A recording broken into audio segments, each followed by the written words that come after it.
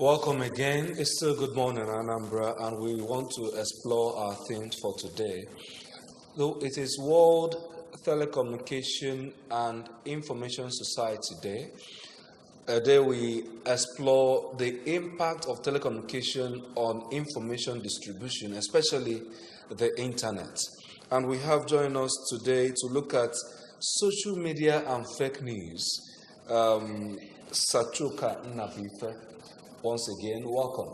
Wow, thank God. Thank God it's Friday. Thank God it's Friday. Yeah. And we have a Jofo Umobog, a journalist and social media practitioner. Influencer. Good morning and welcome. Good morning to you and good morning, Anambra. All right, we are looking at social media and fake news, the impact of social media in the spread of fake news. IJ is with me also, and together we'll look at this important topic and how it impacts on our society. I call up the SW. Okay, what's going on? Good morning, welcome. Oh my God, are we in uniform, Dave? All right, we'll run now. Let me start with you. The advent or the start of the 21st century, we saw a spread of the social media usage amongst the youth and the general society. Looking at how far we've gone in this usage, do you think it has impacted more positively or negatively on our society?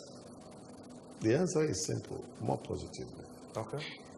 The social, okay. If I use the word social media, because not all of them, all of the technological advances are social in nature. The social media, when we talk about the dating, the exchanges, the broadcast, podcasting, and all the rest in the social media, we call all of them social media. But there are also ones that are beyond the internet. There's also the ones that are direct, just almost like an aping of your telegram, of the days of yore. Imagine how we call telegram the days of yore. Telegram is still being used. You understand? Now, the social media had come, and because there are the exchanges of podcasting to many persons at a time, just like what the original concept of mass media is. And the fast spread to millions of persons in any part of the world. So some information that somebody may actually give to you before through telephone or through telegram or through the mail, hand mail, and it will take time to verify. You don't have that time, because even the person you are citing, assuming you're citing something, may actually be somebody you have already told the information, and he will say whether it is true or false. And then it looked like we have a lot of falsehood. It is the same extent of falsehood we used to have before. But because it takes time, and time heals wounds. So it now looks like the man of today who is on the social media tells more lies. It's still the same lie. There are some lies that you would have told some 40 years ago or 30 years ago, and somebody will know it is a lie, but no need spending much time on that. And the world wouldn't know. But if, for example, I say, as it happened in Oka, happening live in Oka today, and I say happening live in ABS Oka, yeah, somebody may actually in Australia see it as genuine news. But there's somebody in ABS who would have already seen this, what I sent on the social media, and say, I'm right now in ABS and nothing is happening. And that is instant. So it becomes falsehood. But you know that in 30 years ago or 40 years ago, if I had done it, it would take about a couple of days before somebody will now verify from you in ABS, did this happen on this given day and all the rest. Before now, by the time you are saying it, the information has gone. It will be after the fact. Okay. So it brings in the positive and it is positive, and it has made, you will notice that government had become more pro-people. Okay. populists are winning posts. A comedian won the presidency in Ukraine. Yeah. You understand? We've seen. What am I saying? You notice that there are more pro-people governments now. There are more pro-people political parties. There are more pro-people decisions, and there are more. The man on the street is having his levers are becoming higher. And that was what democracy have been seeking to achieve since the days in Athens. I hope you get. Okay. And you are reading more. We do. So the positives are more. Well, let's come to you. Looking at the level of fake news that social media generates, would you say that social media is a blessing or a curse? How do you assess it? There is no doubt about that the social media has come to break the frontiers of journalism and media communication, and then take it to a higher level. Social media, or the new media, as some will call it, is a bunch of blessings to the world, to this 21st century world. So it has done us a lot of good, just like any other innovation. The only thing we need to have to consider, and people around the world have been considering, as a matter of fact, is control. It's control. Just like any other thing, any other endeavor in human existence that is good, it's just about control. I mean control, to control the flow of information, the type of information we are getting, and then the audience that is getting is how to really scrutinize those information to determine to what extent they are true or false. So, but on a general note, the new media. Control the news and the social media. Is it possible? Yes. How? Yes. It is possible. When you say control, I hope you don't mean a cage or gag. You said now, control, I mean, is both ways. Those dishing out the information in the cyber highway should be mindful of the effect it is bound to have on the public. Now, we, the members of the public that are the consumers of this information, should also be able to, scrutinize those information to really determine which one to accept or not to accept. Before we continue, I want to raise this issue. The argument by some people is that social media actually took away the power or the responsibility of content from the professionals, people who have been trained over the years of practice over the years in journalism and know how to control what they dish out, into the hands of everybody that can have or that have access to data and the internet. Now, how do you talk about people who have that responsibility to give out, having the mindset when they are not trained to understand that this information I'm giving out is not just about information, it might also create a negative impact on those people I'm giving it out to. Now, it's all about being socially responsible. You see, information. There is what we call information management. You see, it's not every information you get that you dish out. And then before you dish out, who are you telling that now? Everybody that is a reporter now. Yeah, everybody has now turned to a reporter. So now, that is why we need to continue this trajectory of sensitizing people, sensitizing the public, both the information consumers and the information disseminators alike, to be mindful of these things, so that we can properly manage information. That you heard that an accident happened somewhere, in Oka, does not give you the total the total right to sensationalize it. So that is what I mean by control. It seems you're coming more from the people who are in the practice, yes. the people who are managing it. But there are millions of users who distribute information online without being practitioners, without having a sense of what that danger is. That's why the public should know that, should know that not everything you see on the social media is true. And then even if you see it on social media, you have to scrutinize. What is the source? Okay, let me come to where is it coming from? Let me paint two scenarios. One is very, very, we can remember it in 2017. A particular day came when all over the social media we started seeing that a group of military officers were injecting people with dangerous injection. And within 2 hours, people started entering schools to retrieve their kids. Now, that's one. On Monday or on Tuesday, the king of Swaziland was said to have told his people that if you don't marry up to 4 wives, don't get more than one wife. 4 wives, that you'll be in prison. He came out later to say that he never said so. We've also seen situations where people bring in pictures that happened maybe 2 or 3 years ago and say this is victims of one Boko Haram attack or Fulani herdsmen attack somewhere.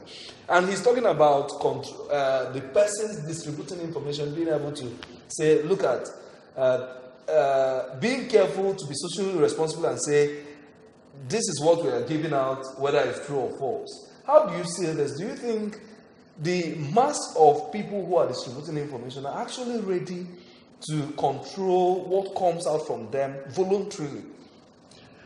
I share your concern, but I will come from another angle. In the last Journal of Public Relations, NIPR, in Anambra State, I wrote an essay on fake news, hate speech, and I used the instance you referred to. It was an incident in Ozobolo. Did you notice how you presented it? Yes. You were mindful of saying things that are not verified. Yeah. You understand? And it was more, you referred to something that those who know will already know where you're going. Yeah. But you were mindful of saying some non-verified things. I think that is where he is coming from, that there could be some control. And that is also where you're coming from. Is it possible to even stop such a thing, except if you are a professional? I will come to that. Then I did a lecture for the digital media, the keynote lecture for the Median Summit of the Digital Media Operators in Oka here last month. I also dwelled on this fake news issue. Let me actually tell you what I found in my practice and in my researches. The appropriate word we should use will be new media, because social media is just one arm of the new media.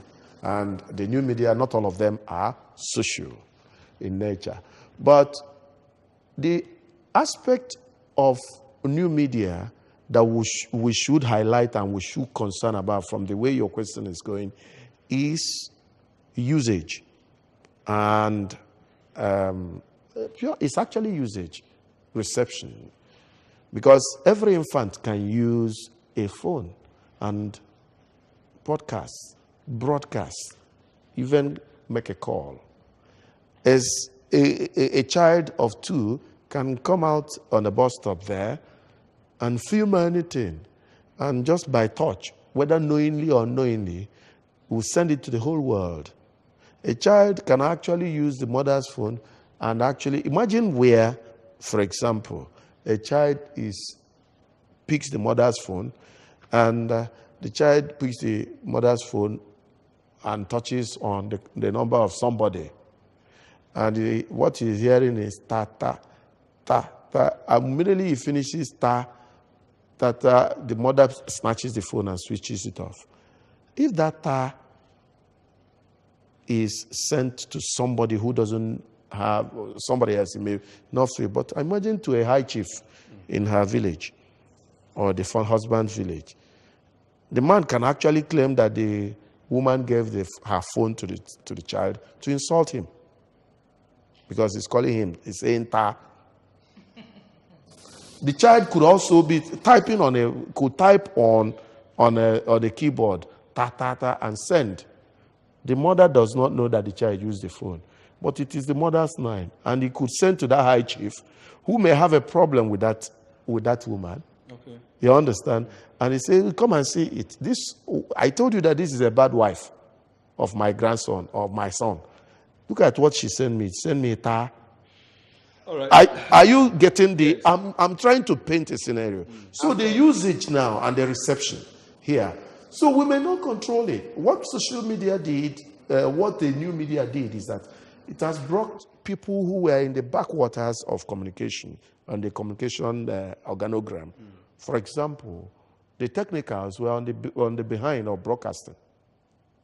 You understand? The presenters were on the front row.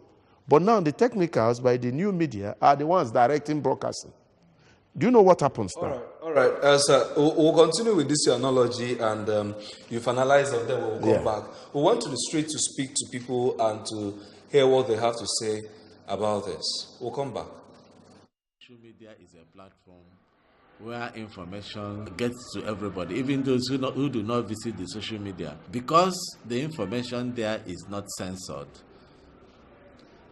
people spread whatever suits them, either for the sake of evoking curiosity so as to elicit people's response, or basically out of ignorance. Social media affects the society, affects the individual, but what I will say on this is that people should be conscious of the fact that information from social media are not censored, they are not moderated. Social media is a platform meant to communicate, like to get friends and get connections.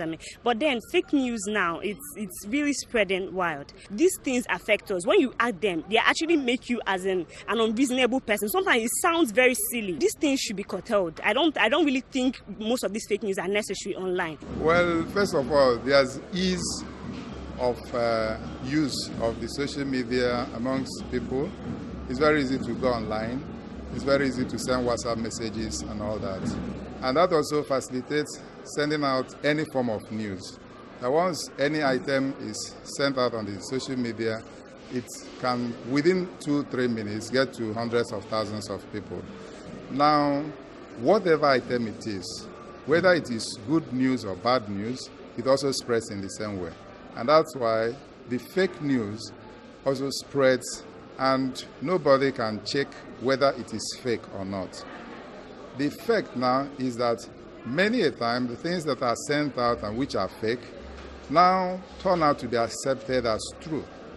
And you then see people reacting to what's been sent but which is not true.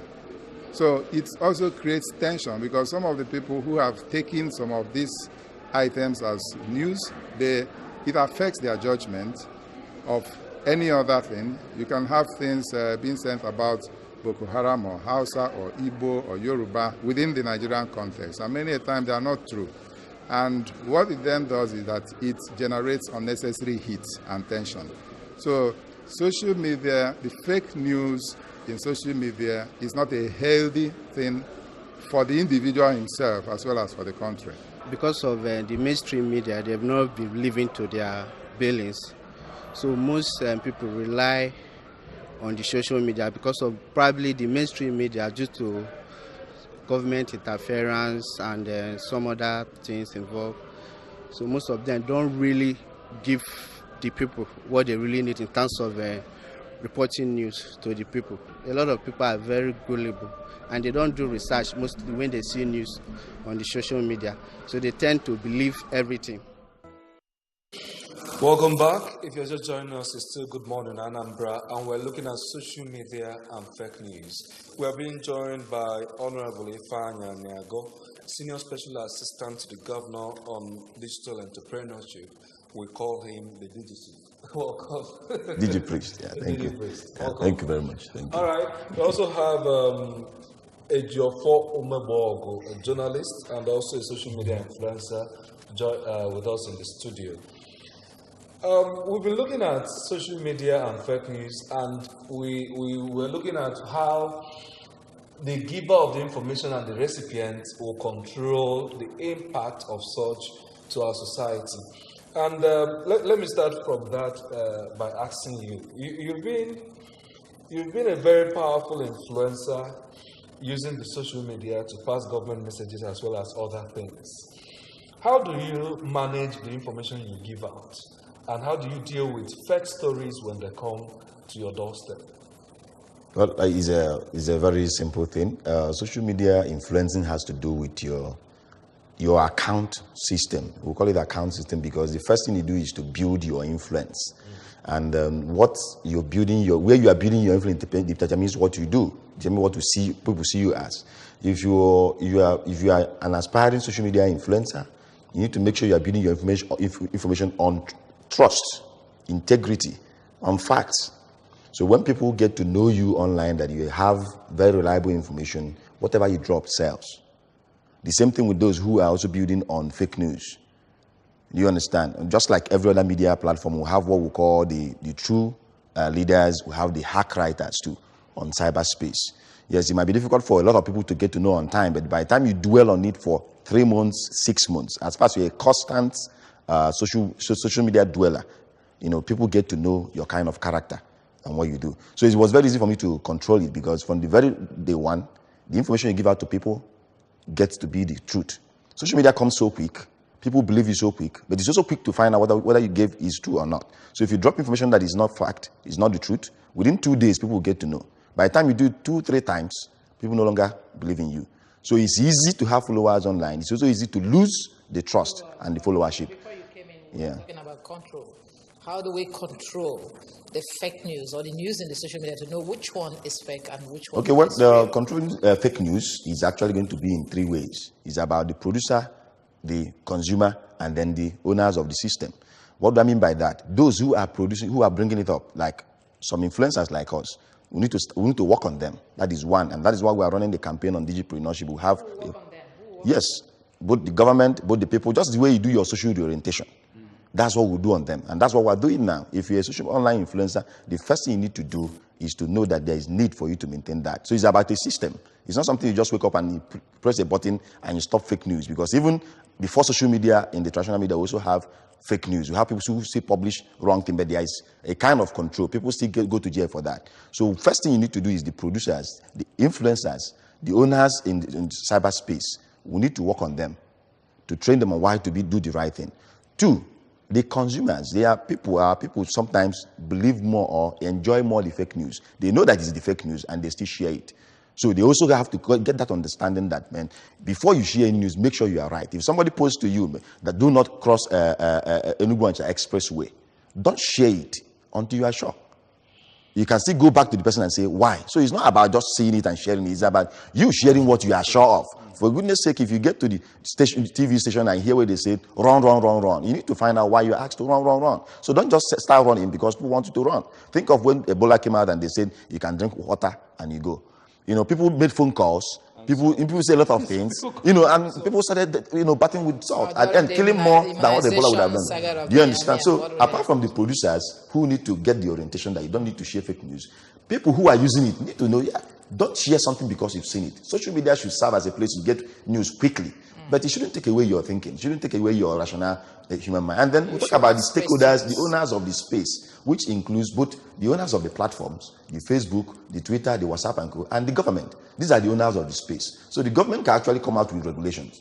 If you do something wrong. That's exactly where I'm going to, because I know Nigerian government talked about that in the past. Exactly. In fact, we have what is called cybercrime that is in place. But like a system. Yes, it has been signed into law. Even during the time of past government before this present government.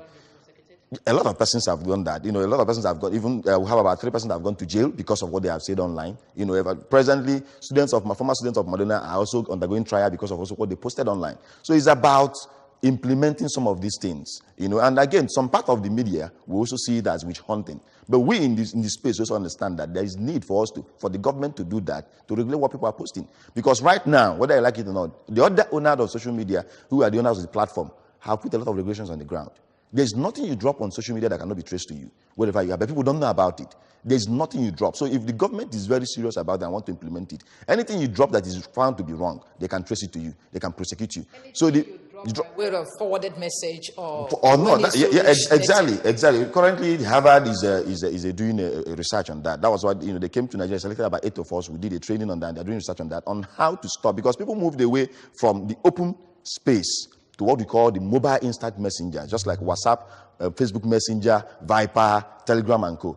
That's where people share most of this fake news, because it's not easy.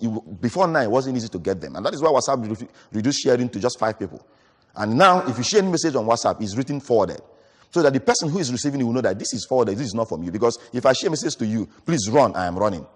Probably because I'm close to you and we have a very close ties, you will start running because I'm running. But when I share it forwarded, you will see it and you'll be able to think. Yes. You can share to so many people in WhatsApp. Of course, it has been limited limited to 5. Exactly. And so this is part of the control. There's a Harvard-sponsored research that is ongoing now, that after the research, they will do more restrictions. And there are 2 basic things that will be done about that. To create more awareness to the people, why not to do this? And secondly, to know how to help the government. Okay, so that anything you drop can then get back to you. Someone wants to join us on phone. Hello. Hello. Good morning and welcome to the show. Your name and where you're calling us from?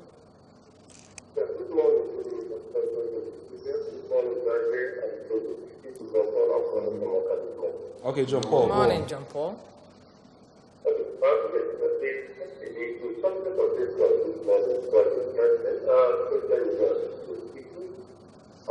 think we are looking at control now. I want to contribute by saying we cannot be controlled, but we not with a kind of political system.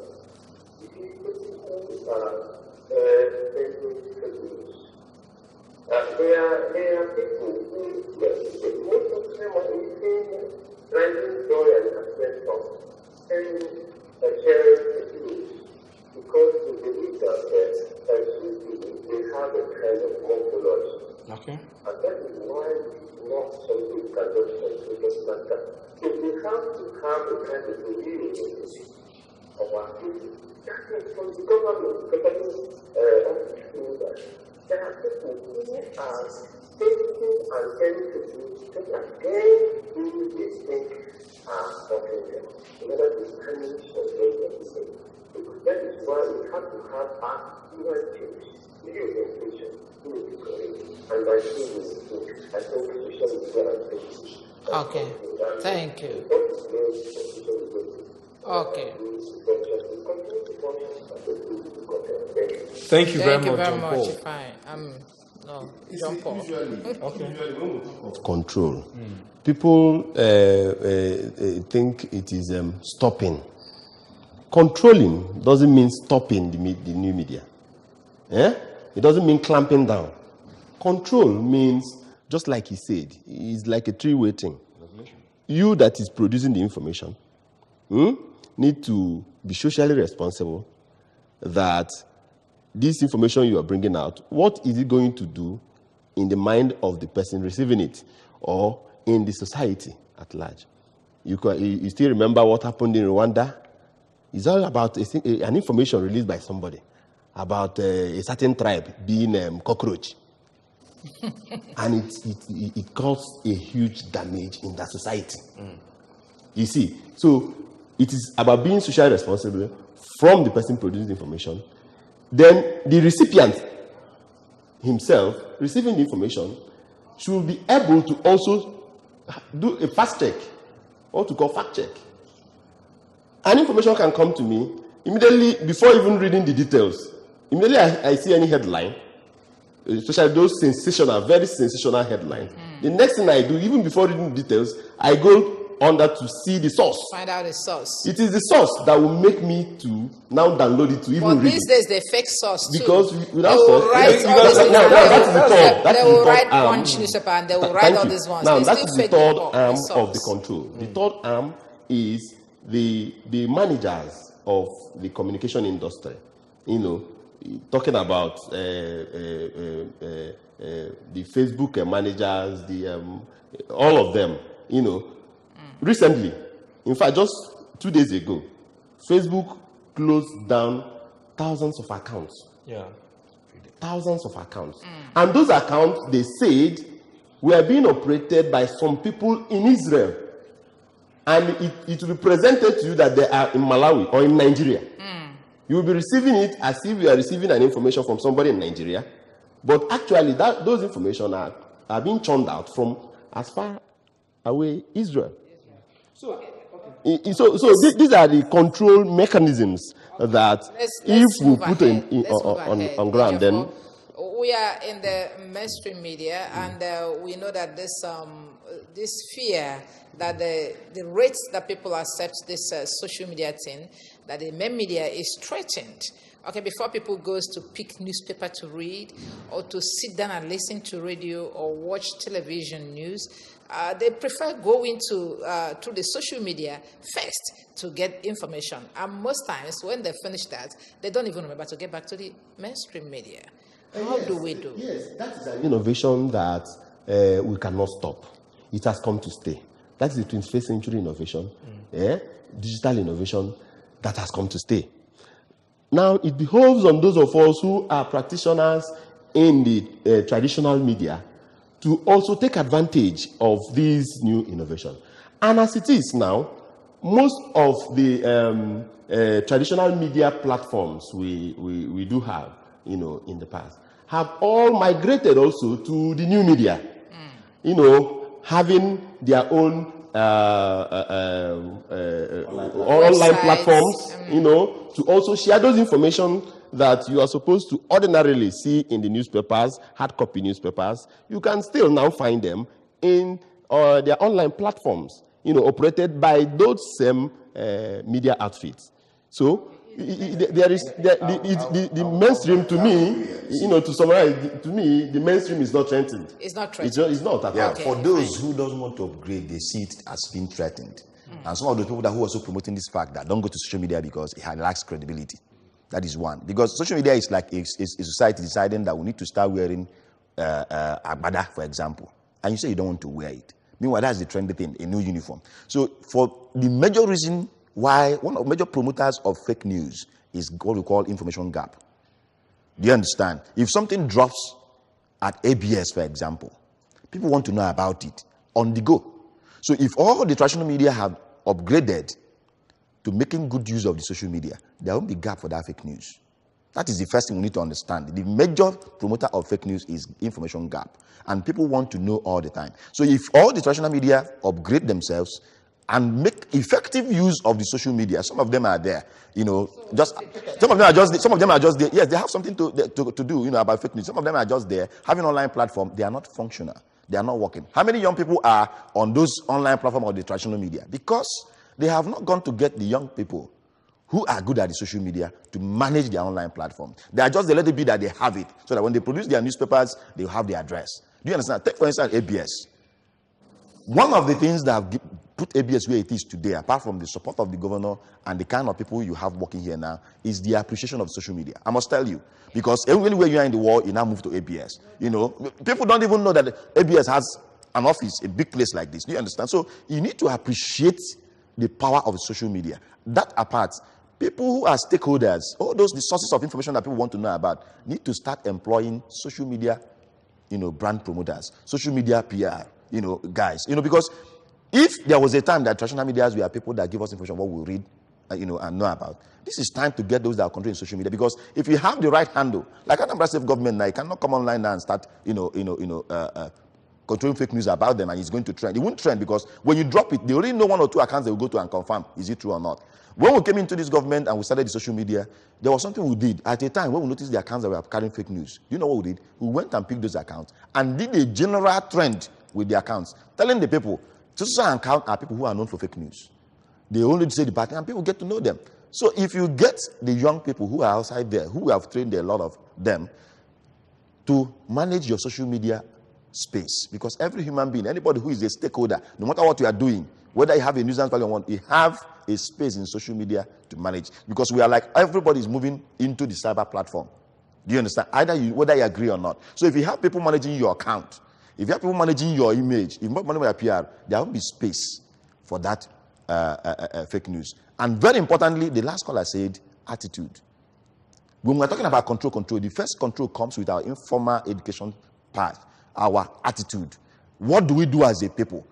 When we talk about fake news around Nigeria, for example, we are talking about myself that influences online, people that read what I do online, and people that have the platform. Now, those that have the platform are already doing a lot of things about it. The government already had policies to curb that. So the two places that we need to work on to stop fake news is the person influencing and the person taking the news. And that can only be changed by attitudinal change. If government comes to arrest people, it becomes clamp down, as people will say. Because you understand? that's where the fear is. You know? For example, yesterday, China banned the use of or closed up Wikipedia in China. You cannot access Wikipedia any longer in China, and several other restrictions going on in China as far as information distribution is concerned. The fear in some quarters is that if government gets into the responsibility of control, it will end up being gagged the same way they've succeeded to an extent to reduce the control of the traditional media. How do we ensure that even though government will regulate, but they wouldn't get to the point of gagging? How do we ensure that? Let me come to you. Now, I want to start by saying that it is a constitutional right of every individual to own a channel of communicating his opinion. That is aptly captured in Section 39(2) of the 1999 Constitution. So it is in our fundamental right. But that right is not open-ended anyway. There are limits to that right. Therefore, government cannot carry out their regulatory responsibility to the extent of infringing on the fundamental right of the people to express their opinions. Now, China is a closed society. They don't operate. We don't operate the same kind of political economy that they operate over there. So it's a communist society. So it can happen there, but here it cannot. That is why I brought in the constitutional. You know why the fear in China is that they're moving into Africa with economic interest, large economic interest, and those can also affect the way some of these African countries begin to make some policies on freedom of rights of information. I don't know if you're getting me. Because the person that controls your economy to an extent also decides what to give out as far as their opinion is concerned.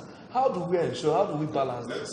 Let me come in here. See, if we continue the way we are going now, we'll get to a stage where we won't have access to all those things. Okay. It's very simple. We just need to know that. We need to understand that fake news has killed more people than any other thing you can think of right now.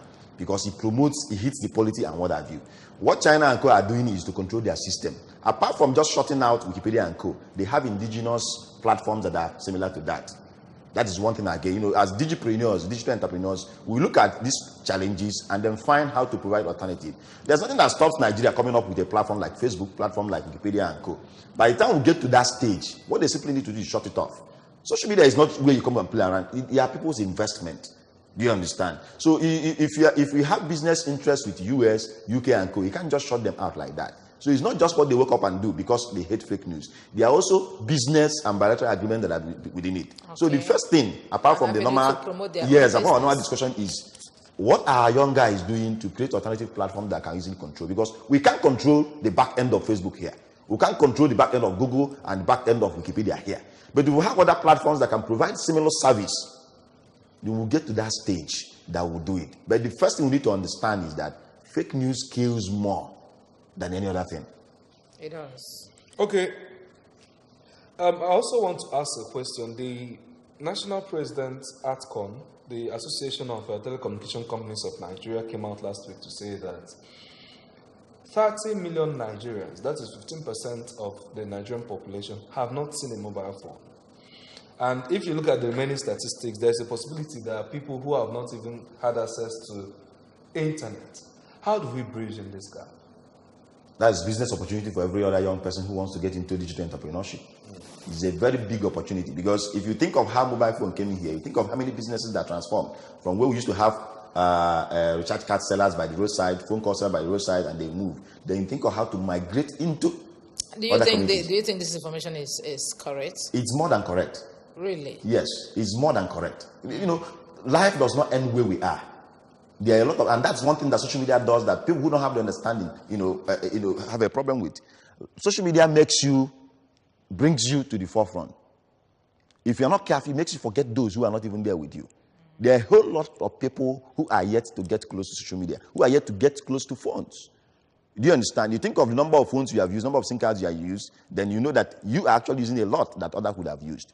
So to me, when I got that information, I looked at it and said, wow, the space for digital entrepreneurs is still so big. So we should be thinking of how to get in there. We don't need regulations to do that. We only need young people that understand businesses and start moving in. Practically.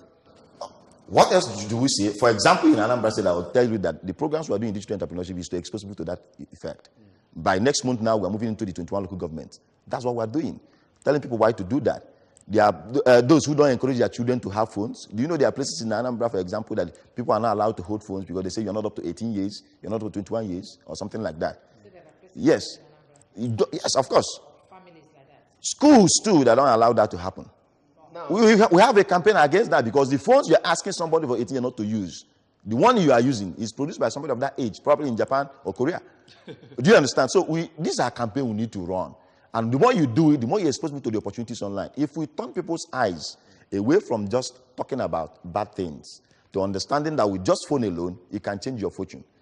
More people get to that. You can also destroy yourself with that. No, well, everything, there's a popular saying that says, what makes you destroys you. And that's why we tell people, with this phone, when I hold this one, I say, tell me the demerits of using the phone.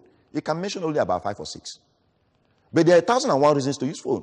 1,001 advantages. So should I use, because there are 6 demerits of using this phone, to stop a future king from using it? What I will do is to educate the person on the demerits and the effects or consequences of doing it, and let the person understand the advantages. And most times, people go to use it for bad things because they don't know the good things. Just like what they say about language, that you first of all learn the bad sides of a language. It's because you are not consciously taught the language.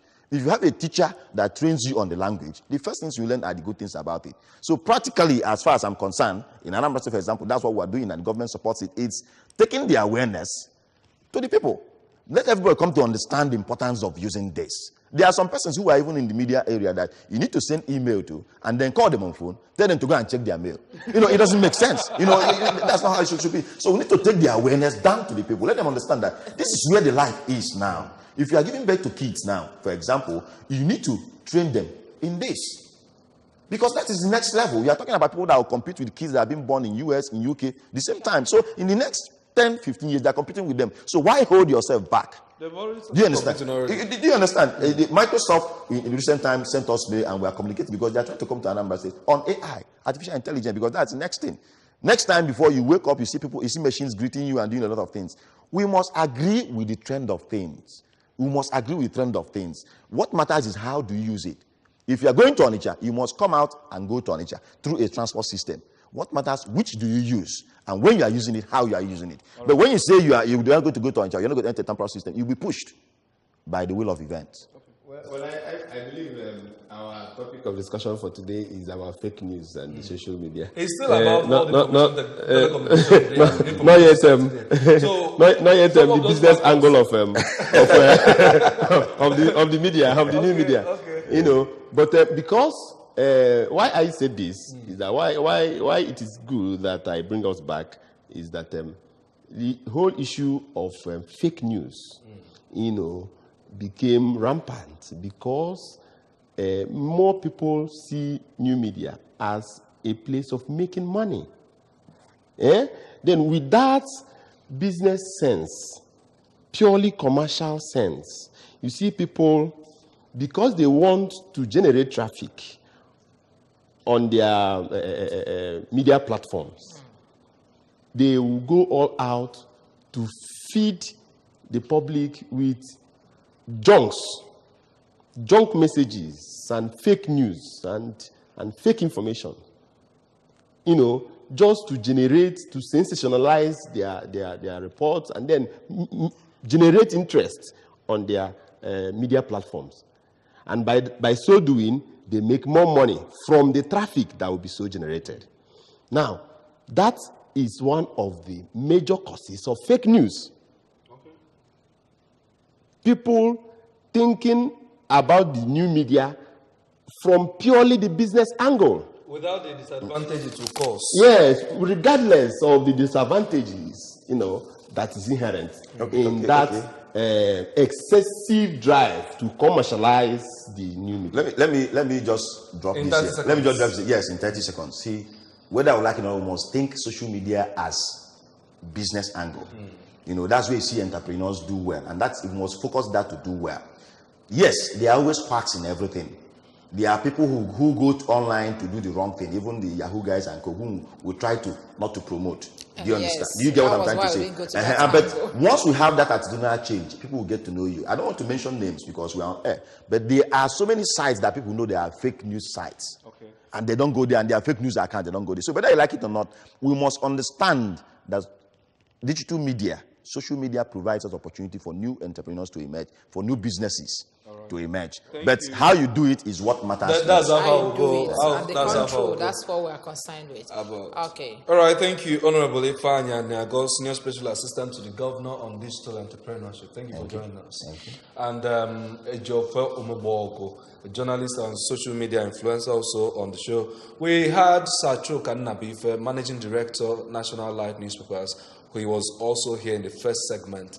Thank you for joining us. That's how far we'll go. Just ensure that the way you distribute information is the best way and will give better results to people who are receiving it. Ajay. Fake news kills. Please, let's avoid it. Good morning.